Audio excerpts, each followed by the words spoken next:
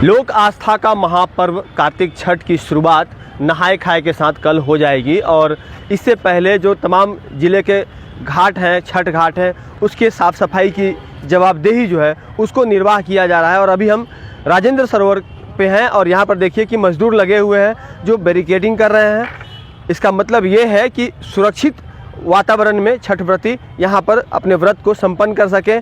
कोई भी श्रद्धालु इस बैरिकेडिंग से आगे नहीं जाएगा, अन्यथा डूबने की संभावना है। और तमाम तरह की जो साफ़ सफाई की व्यवस्था है वो सुनिश्चित की जा रही है। हालांकि राजेंद्र सरोवर अपने आप में बेहद साफ़ और स्वच्छ तालाब माना जाता है, क्योंकि सौंदर्यीकरण का कार्य सबसे पहले यहीं पर हुआ था और उसके बाद यहाँ की साफ़ सफाई की व्यवस्था की अगर हम बात करें तो वो हमेशा ही दुरुस्त रहती है। यहाँ पर फव्वारे लगाए गए थे, हाई मास्क लाइट आपको दिखाई दे रहा होगा, वो हाई मास्क लाइट जो इन दिनों बंद पड़ा हुआ है। 2 दिन पूर्व उपायुक्त आए थे निरीक्षण करने के लिए, तो स्थानीय पूर्व पार्षद अशोक पाल ने मांग किया था कि इस मास्क को ठीक किया जाए, हाई मास्क लाइट को जो है उसको दुरुस्त कराया जाए। इसके अलावा जो फव्वारे चल रहे थे उसे भी दुरुस्त कराने की मांग उन्होंने की थी और वो भी हमारे साथ ही मौजूद हैं। बताइए भैया, जो कार्य छठ पूर्व होने चाहिए थे वो कितना हुआ है और क्या कुछ होना बाकी है? करीब देखिए सफाई मेन था और बैरिकेडिंग जो होना था, जो साहब आदेश दे के गए थे उपायुक्त महोदय और बरिया आरक्षी अधीक्षक महोदय भी आए थे, तो जो आदेश दिए वो करीब हो गया। अब हाई मास्क अभी तक नहीं बना है और एक बोटिंग का हमने मांग किया था कि बोटिंग ज़रूरी है, कम से कम 2-3 बोटिंग, जिसमें कुछ हमारे पत्रकार बंधु भी रहते हैं और जो गोताखोर है वो भी रहता है हमेशा मुस्तैद, तो उससे आदमी को सहूलियत होता है। तो वो आदेश दिए हैं हमारे सामने ही, संबंधित पदाधिकारी को आदेश दिए हैं कि भाई मैथन से मंगवाओ और यहाँ पे बोट और गोताखोर दोनों की व्यवस्था करवानी है। लेकिन गोताखोर अस्थायी रूप से हैं क्या यहाँ पर? जी ना, नहीं है। तो ऐसे में अगर कोई दुर्घटना हुई तो बुलाना पड़ेगा।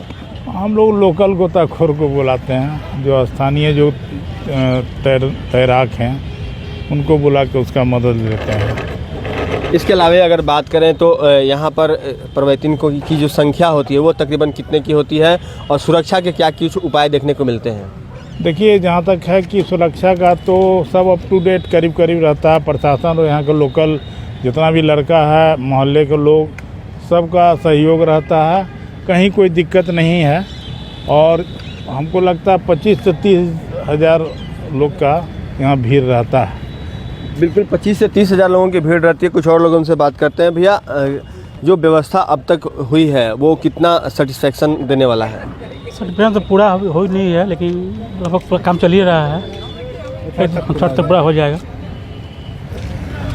बिल्कुल, तो जिस तरह से अभी अशोक जी ने बताया और भी लोगों ने बताया कि साफ़ सफाई के मामले में यह घाट बहुत बेहतर है, लेकिन 1-2 चीज़ें जो कहीं ना कहीं जिला प्रशासन को ध्यान देने की आवश्यकता थी।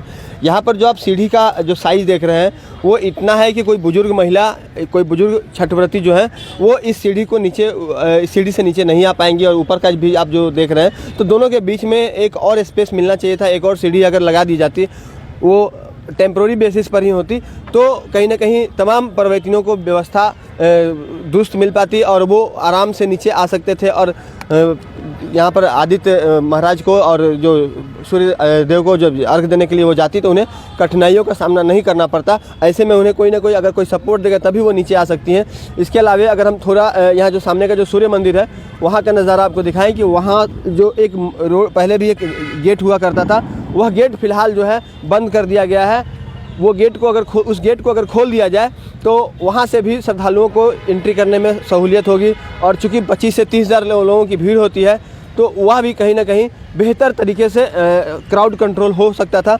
एक चीज़ और जो हम आपको ध्यान दिलाना चाहेंगे, आप देख रहे होंगे कि अभी से ही लोगों ने घाट पर अपना नाम लिख दिया है। कहाँ पर कौन व्यक्ति पूजा करेगा पहले से ही एक तरह से कहिए तो कब्जा कर लिया गया है।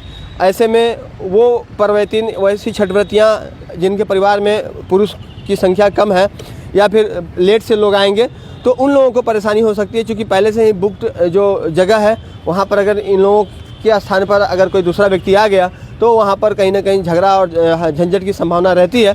हालांकि ये चीज़ें छठ व्रत के दौरान नहीं देखा जाता है। थोड़ा सा भी जगह मिला तो आप भगवान भास्कर को अर्घ्य दे सकते हैं। और उसी तरह से पर्वतीन जो होती हैं और जो छठव्रतियाँ होती हैं वो छठ का अनुष्ठान के दौरान वो उगते हुए सूर्य को और सबसे पहले अस्ताचलगामी भगवान भास्कर को और फिर उसके बाद उदयमान भगवान भास्कर को अर्घ्य दे करके अपने घर को जाती हैं।